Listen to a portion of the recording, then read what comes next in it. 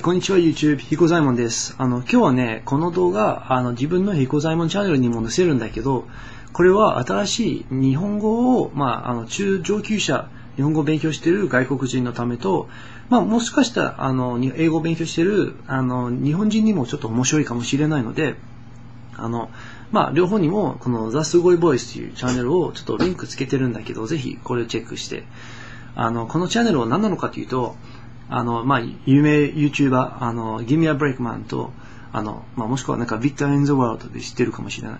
と、ファット・ブルーマンが一緒に、そういう、簡単、ビギナーズ用ななんか日本語じゃなくて、日本語もすでに理解できるけど、こういう面白い日本語とか、最近勉強した日本語があって、そういう日本語できる YouTuber が、みんな協力して、貢献して、こういうなんか、簡単な動画作る。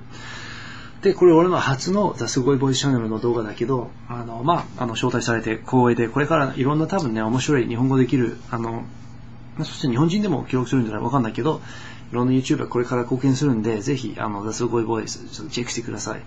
で、俺はじゃあどんな日本語を紹介したいのかって、自分にとって、もう文法とか漢字とかじゃなくて、俺にとってやっぱ、最近ことわざとか、そういう面白い表現が俺は一番面白いんで、俺最近覚えたことわざを今日簡単に紹介したいと思って、で、このチャンネル見てる日本語わかる人だったら、俺の日本語、英語を早く上達する秘密の技って言っても、それ本当に早く上達させるのはずだよね。でもいいや。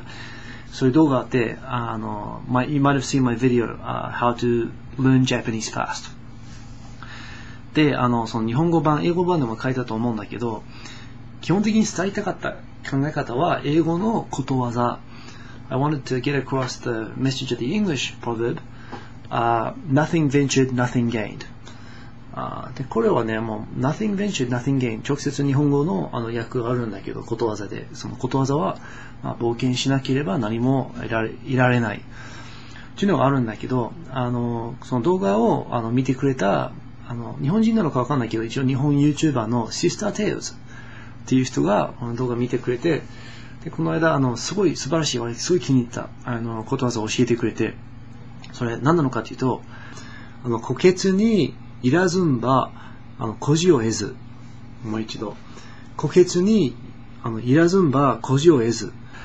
I think it's a great ことわざ。I love the imagery of that. I love you got to get into the tiger's den in order to steal a tiger cub.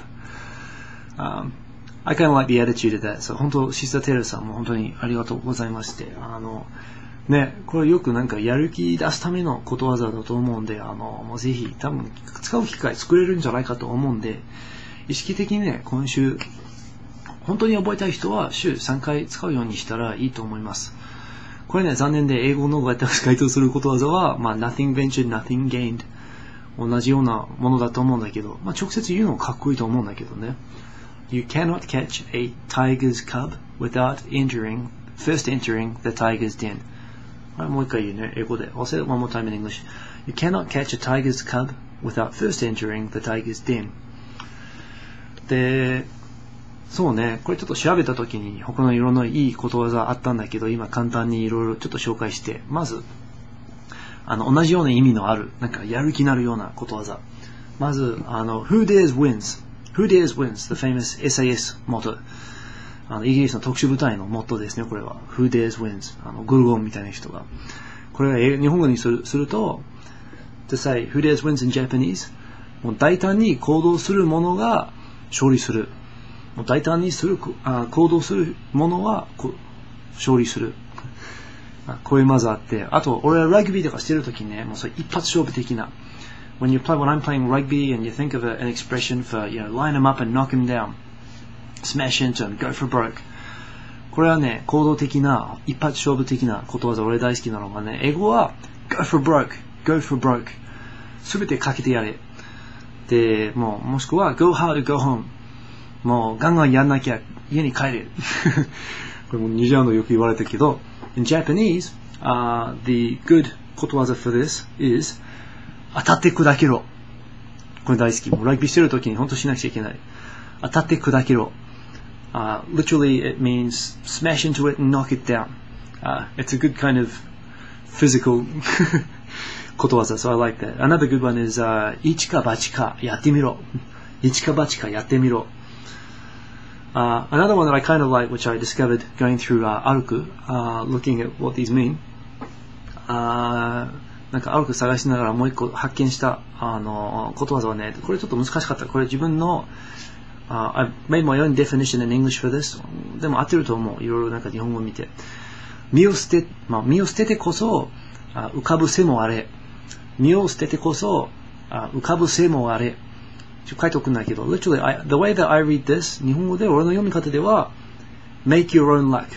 自分の運を作るみたいなもんだよね。もうすべて身を捨ててこそ、it's when you put your whole body on the line. It's when you commit totally that you start to make your own luck. Is literally what it means. I think this is a great ことわざ. So these are some ことわざ that I've learned recently. I'm going to try to use them.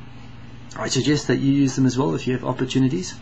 日常的にね、このことわざとか使うようにして、そうやって、多分週に3回ぐらい意識的に思い出して使うようにしたら、大体覚えるんじゃないかと思うんだけど、一番難しいけど、ぜひいかがですか。ちょっとこれからね、このような言語、面白いことわざとか教えるチャンネルとか、いろんな面白い日本語できる YouTuber が参加するチャンネル見たかったら、すごいボイスをチェック。